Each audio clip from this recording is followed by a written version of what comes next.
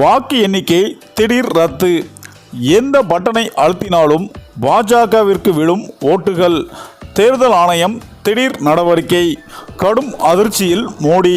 அதாவது சென்னை வியாசர்பாடியில் எந்த சின்னத்திற்கு வாக்களித்தாலும் பாஜகவின் தாமரை சின்னத்திற்கு நேராக லைட் எறிவதாக புகார் எழுந்தது. இதனால் அங்கு எதிர்க்கட்சிகள் தர்ணாவில் ஈடுபட்டதால் பெரும் பரபரப்பு ஏற்பட்டுள்ளது. இந்த நிலையில் அங்கு மீண்டும் வாக்குப்பதிவு தொடங்கியுள்ளது. தமிழ்நாட்டில் மக்களவைத் தேர்தல் ஒரே கட்டமாக 39 தொகுதிகளுக்கும் இன்று காலை 7 மணிக்கு வாக்குப்பதிவு தொடங்கியது. காலையில் இருந்து விறுவிறுப்பாக வாக்குப்பதிவு நடைபெற்றது.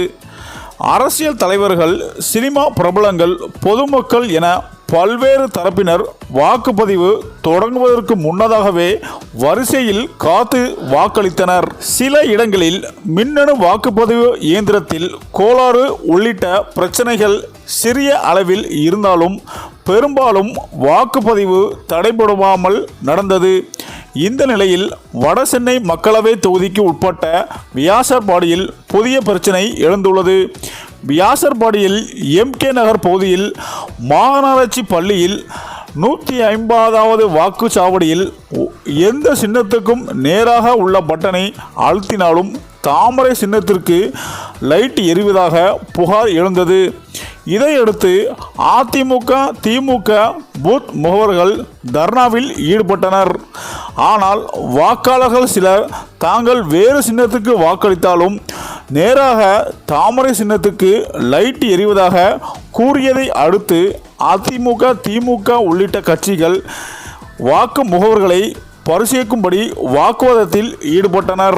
இந்த நிலையில் திமுக, அதிமுக பூத் ஏஜென்ட்களில் தர்ணாவை தொடர்ந்து தேர்தல் அதிகாரிகள் அந்த வாக்குச்சாவடிகளில் உள்ள இயந்திரத்தை ஆய்வு செய்தனர்.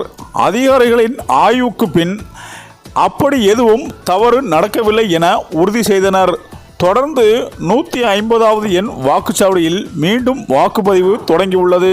இந்த நிலையில்தான் மின்னணு வாக்குப்பதிவு இயந்திரத்தில் இதுபோன்று முறைகேடுகள் தொடர்ந்து நடைபெற்றால், அது அதிகாரப்பூர்வமாக நிரூபிக்கப்பட்டால் ஜூன் 4ஆம் தேதி எண்ணப்படும் வாக்குகள் ரத்து செய்யப்படும் என்று எச்சரிக்கை விடுத்துள்ளது தேர்தல் ஆணையம். இந்த தகவல் பாஜக தலைமையான மோடியை கடும் அதிர்ச்சியில் ஆழ்த்தியுள்ளது என அரசியல் வட்டாரங்கள் கூறி வருகின்றனர். சரி, இந்த வீடியோ பற்றிய உங்கள் கருத்துக்களை கமெண்ட்டில் சொல்லுங்கள். மேலும் வீடியோ பிடித்திருந்தால் லைக் பண்ணுங்கள், ஷேர் பண்ணுங்கள், மறக்காமல் நம்ம சேனலை சப்ஸ்கிரைப் பண்ணிக்கோங்க. நன்றி.